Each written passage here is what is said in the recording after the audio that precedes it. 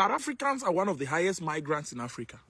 The South Africans are one of the highest migrants. I mean, people who have moved to other countries. If you look at the census of other countries, they say South Africans are more than 250,000 in the UK. The talk less of other countries like Australia, New Zealand, America, Canada. So if they should start saying that these South Africans who are living in other people's country, they should go back to their country, how would you guys feel when you guys are looting and pushing people out of their own properties, which they have rented in South Africa to do business, and they are paying taxes to your government, still encouraging your economy, still making your economy to boom? I don't think that other Africans should be the problem in South Africa. But the problem in South Africa is that you guys have to check and understand that the white people who are in your country are the problem, not other black people from other countries.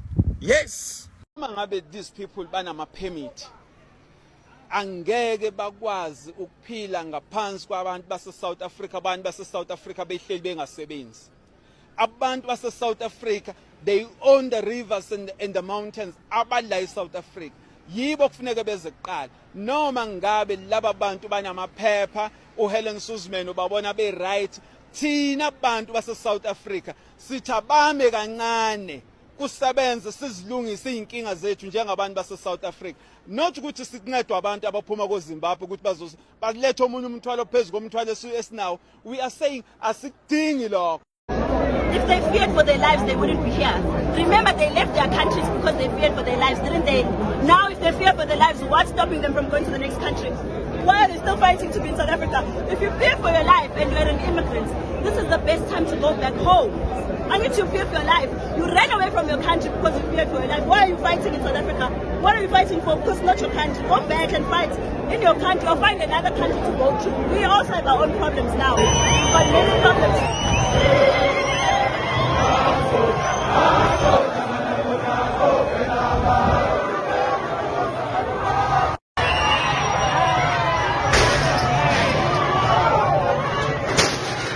Home Affairs and the police have got to come together and have got to ensure that these organizations don't start going around, as they have been doing in Johannesburg, and demanding documentation from people and from migrants. This is unlawful. It's illegal. And in fact, we have a court case as CACs that we won in the High Court here in Gauteng just last year that prevents these groups from doing these things.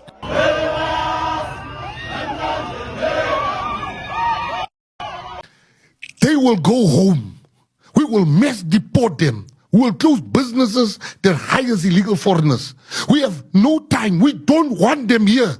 We want them out of this country because our people don't get jobs. We're sitting in a country where 60% youth unemployment.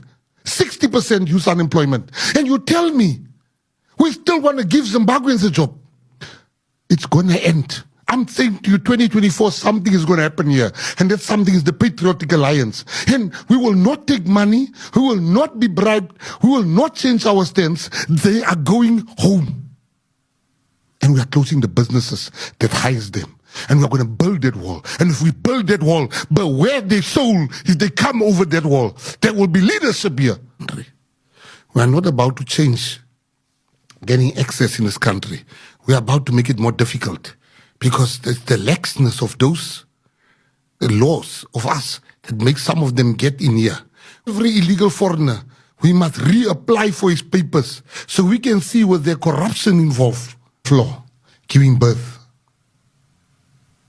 While illegal foreigners are on the bed. This is on a video that was taken by our MMC of Economic Development. No, it was the MMC of Health, sorry. You have one of the guys that worked for me had to go for a colonoscopy. They told him the line is 3 hours, three months waiting period. Had to find a South African working there that's black.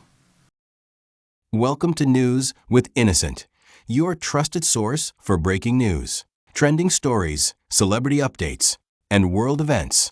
We bring you fast, accurate, and engaging news every day. Subscribe and stay informed with the latest updates happening around the world. Thank you to all my amazing subscribers and returning subscribers. You guys area the best.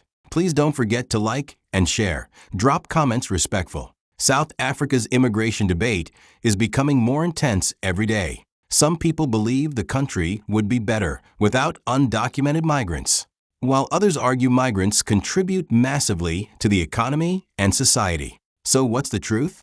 Would South Africa really benefit without migrants, or could the country lose more than people realize? Let's break it down. Why this debate is growing. In recent months, protests and public discussions around immigration have increased across South Africa. Many citizens are raising concerns about unemployment, crime and safety, pressure on housing and public services, competition in informal businesses. These frustrations have fueled strong public opinions.